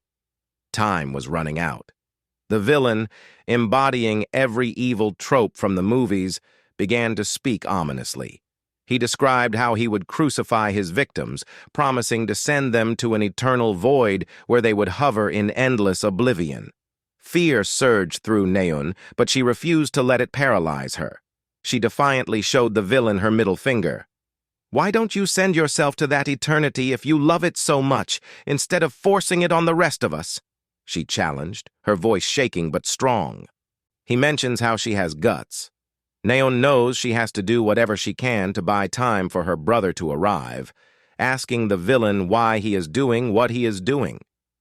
The villain looks dumbfounded, continuing to say how an odd question mentions if there needs to be a reason for liking something.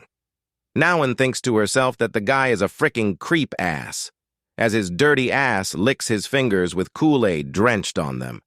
Calling it a silly question, but he answers it anyway, saying all psychopathically, "The fresh blood I take, and empty body I rip apart. This is my only way of life. Nothing brings him more pleasure in life." As he continues to walk towards them, the villain paused, a sinister smile spreading across his face. He recognized her defiance as a mix of bravery and what he considered foolishness. Desperately, she ordered him to stay put, her voice shaking as she claimed she had already called her brother. She promised that he would soon arrive and kick the villain's ass out of this world. But instead of being intimidated, the villain found this amusing. A cruel smile spread across his face at Neon's suggestion that he should flee if he was scared. Instead of retreating, the villain began to gather a dark, sinister energy in his hands. He mused aloud, his tone dripping with malice, about how devastated her brother would be when he arrived too late. He imagined the look of horror on her brother's face as he found his little sister pale and lifeless, drained of every drop of blood. The villain's words hung heavy in the air, making Naeun's blood run cold. Without any warning, the villain unleashed dark energy from his hands, sending it shooting through the air at a terrifying speed. The blast was aimed directly at Naeun, but instead of hitting her, she collided with her friend who had been standing just behind her. The impact sent her friend sprawling backward, landing hard on the ground with a painful thud. Chaos erupted as Naeun struggled to regain her balance, while her friend lay on the floor, clearly hurt. Naeun snapped back to reality, her heart pounding as she rushed towards her unconscious friend, desperate to rouse her from her stupor with vigorous shakes. Fear gripped her tightly, each moment feeling like an eternity as she struggled against the impending threat closing in on them. The villain, a sinister figure cloaked in malice, advanced slowly, his hand poised for another vicious strike. His chilling promise to turn Naeun into a macabre gift for her brother echoed in her mind, chilling her to the core. Doubt crept in, shattering her confidence. A sudden sound shattered the tense air, the unmistakable clink of glass. Relief mixed with apprehension flooded Naeun as she heard someone approaching, though it wasn't the savior she had envisioned. Without hesitation, the figure, resembling Cassian in appearance and bearing, launched a swift attack, aiming a shadowy blade, his signature move, the Shadow Slicer, directly at Blood Rain. Blood Rain with swiftness dodges Cassian's shadow. Ready to counter, but realizes Cassian already jumped toward him. With little time, Blood Rain puts his hand down, catching Cassian by surprise, the hand helping him do a kickstand, sending Cassian flying back, forcing Cassian into a defensive stance. His right arm was throbbing from the hit, worrying him a little. The villain wondered to himself who this was in front of him. And if it was the older brother, why was he a villain? Blood Rain, for some reason, thinks Cassian is a villain. I have no idea why.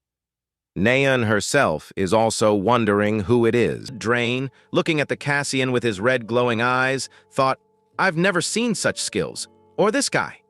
Wait a minute. Is he the one who took out Blaster? Now he's after me. Blood Drain smiled and said, this fight is going to be fun as his body emerged with a red aura. He then told Cassian, I shall retreat for today.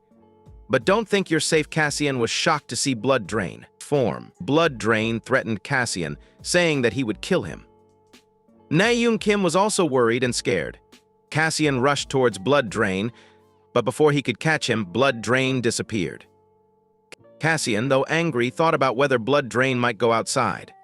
Naeun Kim called Cassian and asked for a favor to save her friend. The scene shifted to Wu Chan and Daewon driving in a car. Daewon asked Wu Chan, do you think she pressed it by mistake or as a prank? Wu Chan replied, if that were the case, she would have at least called. She's not one to make jokes like these. Daewon also mentioned, I've alerted the police too. They must be on their way. They continued on their way. The scene shifted back to Cassian, who phoned the ambulance and said, there's a critical patient here, so please come quickly. I'm begging you. Cassian told Naeun, the ambulance is on its way. We should check for bleeding first. If you have a handkerchief or something to tie around the wound, please give it to me. Something with good elasticity, if possible. Naeun reached into her bag to find something with good elasticity. Naeun handed some type of cloth to Cassian, and he successfully used it to cover the patient's wounds and stop the bleeding. Cassian asked Moros, can you check her condition? Moros replied, are you asking me to check how critical she is? If so, then I won't need to use the Eye of Insight. Moros began his scanning process and told them, there's nothing immediately fatal as of now. Naeun asked Cassian if her friend would be okay. Cassian replied, she'll be fine if the medics arrive on time, which made Cassian feel relieved. The medics arrived and Cassian told Naeun, I've performed first aid. The others can take care of the rest. Naeun thanked him and then left. Cassian was seen running through the building like a flash, and Moros said, they were lucky. If you hadn't reached there on time, they would have died suddenly. Cassian felt something catch on his back. It was a drone. Cassian worried, what is this thing? As Cassio was lost in thought, a sharp whistle cut through the air, snapping his back to reality. He turned, startled, to see Mrs. Crow standing there, a stern expression etched across his face. Do you not remember me? She asked, her voice laced with a chilling edge. "It would be quite upsetting if you've forgotten. Upsetting enough for me to kill you." The threat hung heavy in the air, and Cassio felt a shiver run down his spine as he tried to recall the lady before him. Cassian was now thinking about Miss Crow, while Screwdriver was also watching Cassian from the screen cameras, observing Miss Crow and Cassian. She introduced herself to Cassian as Raven and asked about his identity. Cassian replied that he didn't have a name. Raven laughed and said he didn't have a villain name yet. Cassian then said, "Never mind the villain name. Tell me what that is first," as he gazed at the drone. Miss Raven looked at the drone and explained to Cassian, to catch the murderer, Screwdriver placed these drones in areas where he's likely to strike. Cassian asked, "Was I sent the location through that?" Raven replied, "Yes." Miss Raven also said, "Thanks to that, we were able to find out who the murderer was." Cassian asked about the murderer, and she replied, "It's Blood Rain. He wanders all over the country committing heinous murders. To be honest, I did suspect him to be responsible for this, but he's really difficult to keep track of, so I couldn't be sure. Moreover, there was also an internal matter. Screwdriver just looking whole scene from the camera and also searching for some popcorns. Miss Raven took out a box and said to Cassian, "Screwdriver asked me to give this to you. He said he'll explain everything once you deal with this." She then threw the box to Cassian. Cassian opened the box and was shocked to see 3 high-quality magic crystals inside.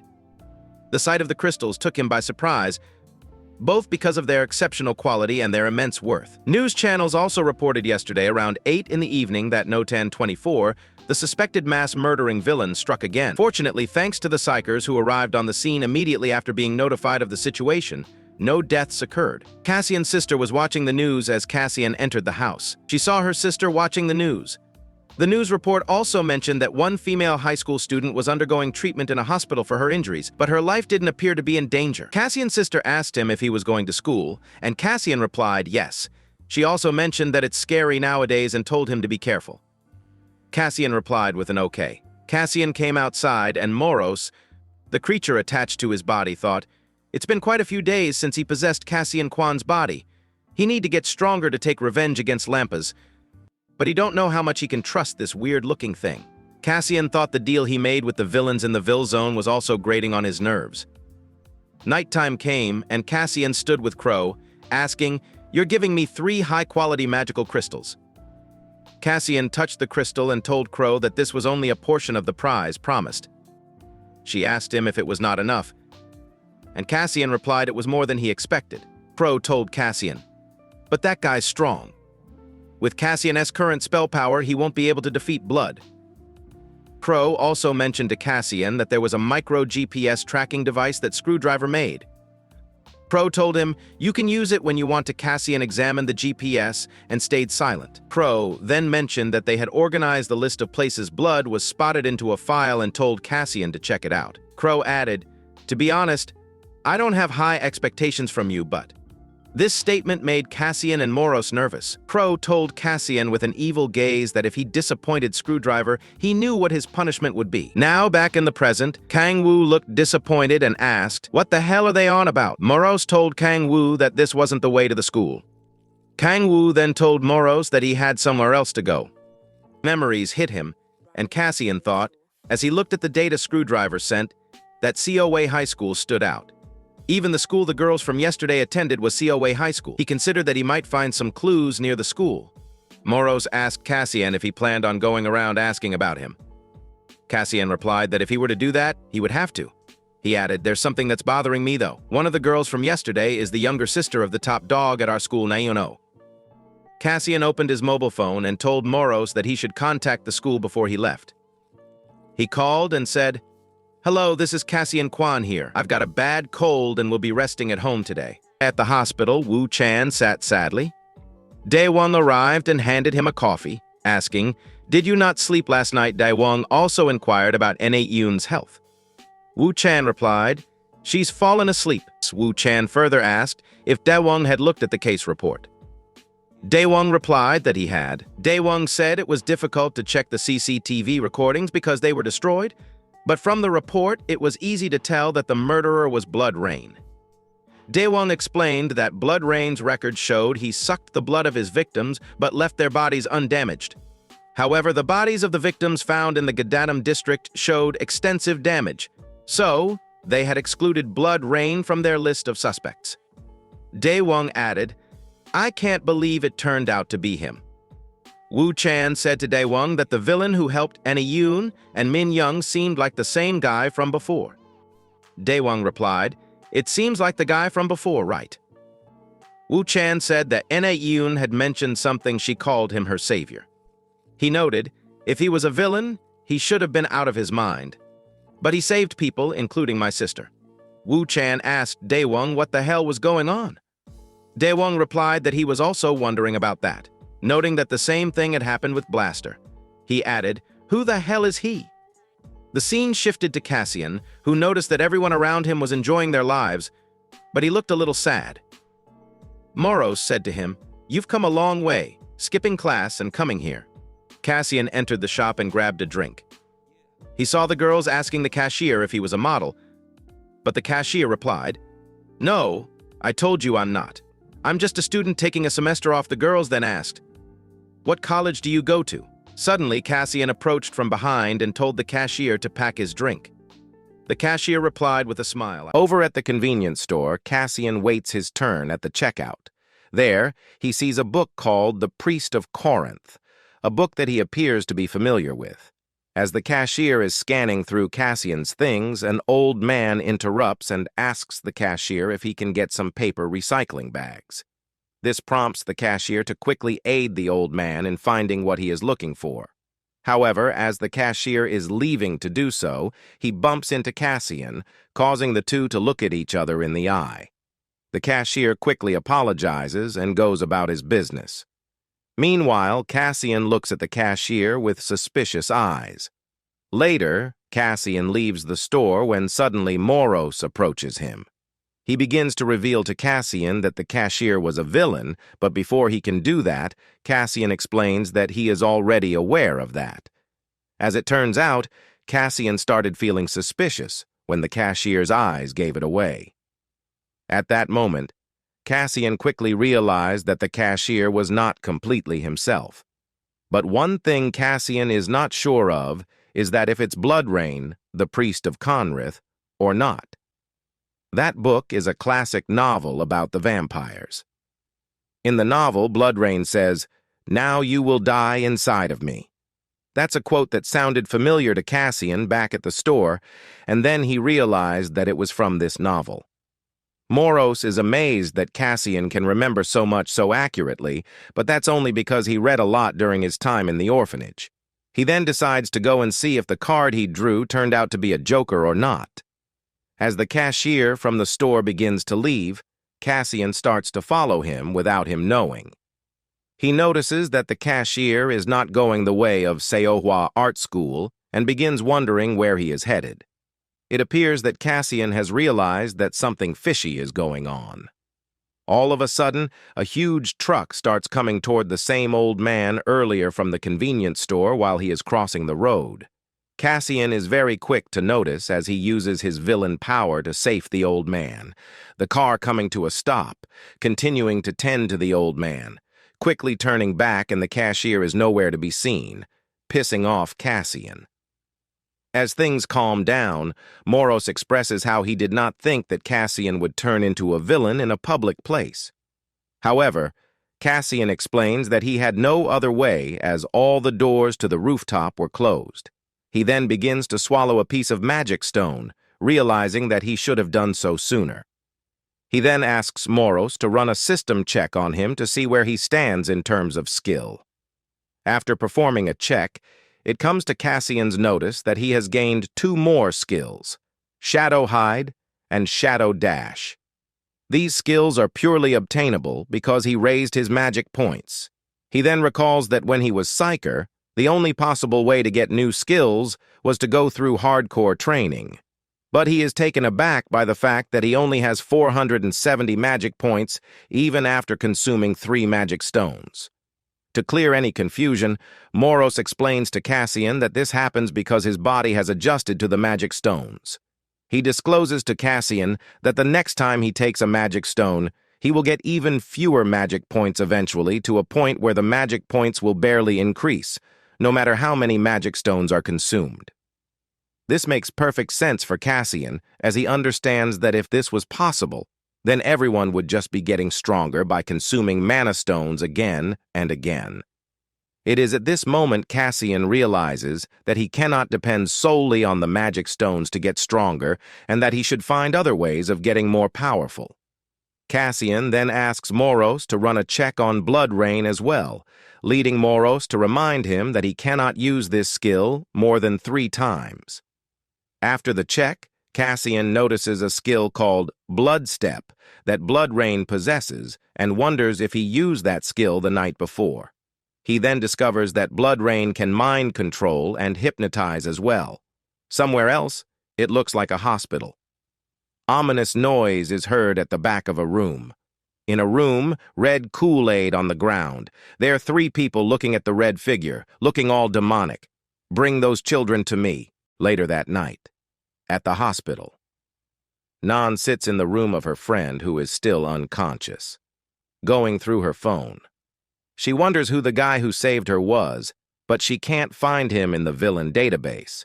Suddenly, the doctors who come in unannounced tell her that they have to run some terribly urgent and definitely important tests on Miss Anne, the patient, and even invite Nan to come with them. Doctors looking mad suspicious. Meanwhile, Cassian is honing his new skills, and to his delight and surprise, he can use 2 at once. Dissolving into the shadows, also known as Shadow Hide, and speeding up at times thanks to the Shadow Dash. Cassian appears to move much more smoothly now. However, Moros soon warns Cassian not to be pleased with himself and reminds him that he is spending too much energy unwisely. Moros further advises Cassian to make sure to spend his energy wisely in the future. Meanwhile, Cassian is seen frowning over Moros lecturing him once again. Suddenly, a beep occurs on Cassian's device, and he becomes aware of the villain's location. Luckily, it happens to be near Cassian's correct location, and he seems sure that Blood Rain will be heading for the hospital where the 2 girls are. Moreover, Cassian is pleased that he managed to hook that GPS tracker to the cashier. He then begins to think how he should have expected the villain to come back and capture the victims, something that he has already failed once. With the new skill of passing through walls, Cassian hops and rushes to leave, stating that they should hurry, hoping that he can reach the hospital before things go bad. Back at the hospital, Nan, along with her friend on a gurney, goes down to Ground Zero in the parking lot, where the doctors start pushing her into the ambulance for some reason. The girl wonders what is actually going on. She is then told that very important tests cannot be done at the hospital and that they need to move to a well-equipped place. The doctor then continues his comment by saying that it will be a test of her loyalty.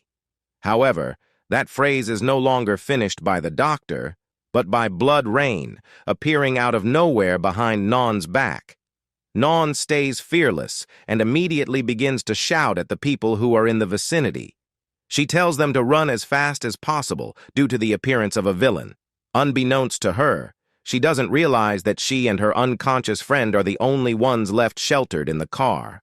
The villain begins approaching Nan, who stands there frozen with uncontrollable terror. The villain says that these are his loyal puppies and that they respond only to his voice. He then tells Nan that he can make her his puppy as well, but decides not to. Nan secretly presses the emergency pager again, this time without shouting in his face. The villain sees the courageous act of Nan and realizes that is getting smarter. He sees that she has overcome fear and terror, which also happens to be one of the few emotions that humans feel on an instinctual level. He believes that these characteristics of Nan make her his perfect bride. Suddenly, a voice comes from darkness, calling out the villain for spewing nonsense. It appears that Cassian has arrived, and he immediately orders Nan to sit down as soon as he counts to 3. In the next second, while the villain only has time to think about how this kid got to him, Cassian dashes toward Blood Rain, reaching his face with his boot.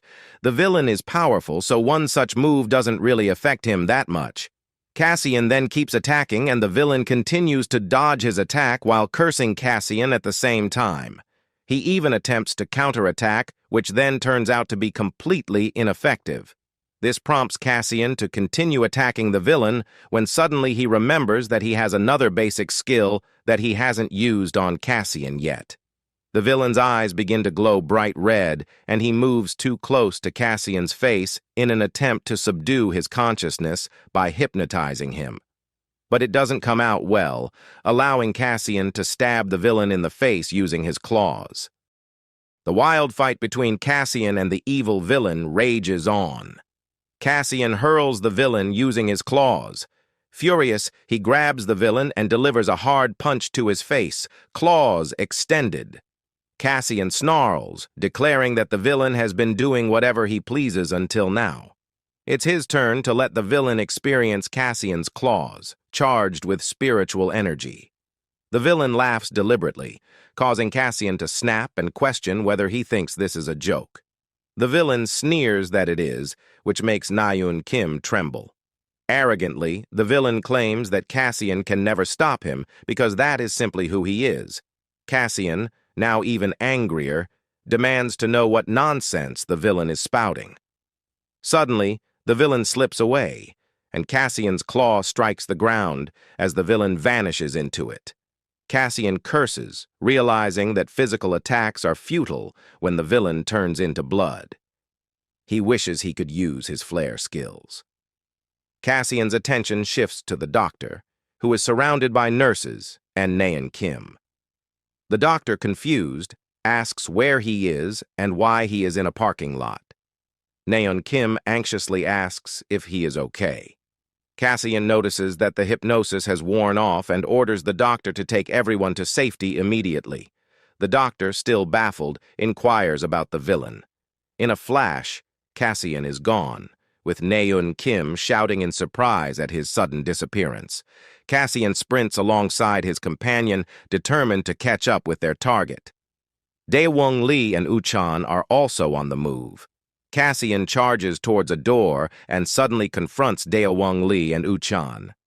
Daewon Lee angrily calls him a villain, which confuses Cassian. Uchan glares at him, clearly upset. Daewon Lee wastes no time, drawing his shining sword and launching a flying sword attack, filling the air with spiritual energy. Cassian quickly summons energy into his claws, asking if Daewon can't give him a warning. He demands they move out of his way and attacks with spiritual awakening swords. The powerful blades spin towards Daewon Lee and Unchan, who scramble to retrieve their swords as Daewon orders Unchan to pull himself together. Meanwhile, Unchan is lost in thought, recalling how Cassian has saved Naeun Kim's life. Anger and confusion overtake him as he summons fire in his hand, declaring that villains must be destroyed. He strikes Cassian with a blazing fire attack, setting the building ablaze. Cassian responds by using his Shadow Slicer tactic, causing the ground to shake and tearing the area apart.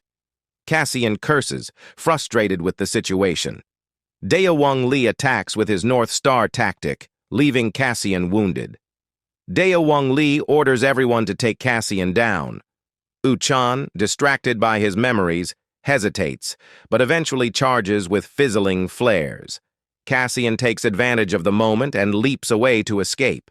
Later, at Gate B, Daewon Lee swings his sword, pondering if Cassian is a darkness user. Uchan, still shaken, remains silent. Daewon Lee pats his shoulder, reminding him not to zone out during a mission. As the sun sets, a wounded figure staggers down the path, muttering about thirst. If we can get the amount of likes shown here, I will upload next episode as soon as I can. Please leave any feedback on the comments below. So with that, I want to say, thanks for watching, hoped you enjoyed. See you guys later.